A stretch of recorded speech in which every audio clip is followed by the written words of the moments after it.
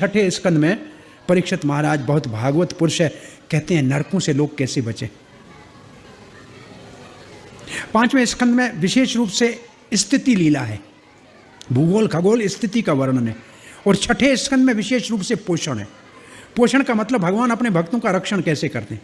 19 अध्यायों का यह छठा स्कंद है।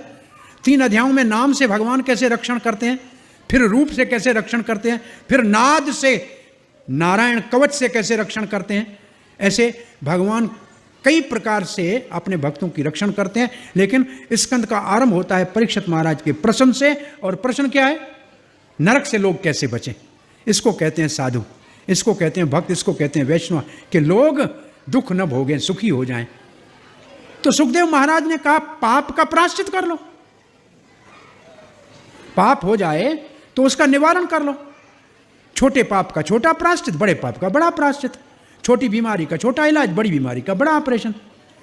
परीक्षित महाराज कहते हैं बात तो ठीक है, लेकिन प्रायश्चित के बाद फिर वापस पाप करे तो ये तो हाथी का स्नान हो गया, स्नान करके ऊपर मिट्टी डाल दे। सुखदेव महाराज ने देखा ये परीक्षित भागवत भक्त है, ये संतुष्ट नहीं हुआ इससे। प्रभुपाद जी इस प्रायश्चित के लिए उदाहरण कौन सा देते हैं? ईसाई लोग 6 दिन पाप करके 7वें दिन जान कहते हैं 7 दिन का 6 दिन का पाप हमको आप ले लो, जीसस क्राइस्ट जी हमको मुक्त करो, और 7वें दिन जाके फिर नए पाप शुरू करते। बोला ये पाप धो के फिर पाप करना, तो इसका पाप ये तो कोई लाभ नहीं है। तो सुखदेव महाराज कहते हैं फिर ज्ञान प्राप्त हो जाए, तपस्या करे, साधन करे, तो फिर पाप करेगा ही नहीं।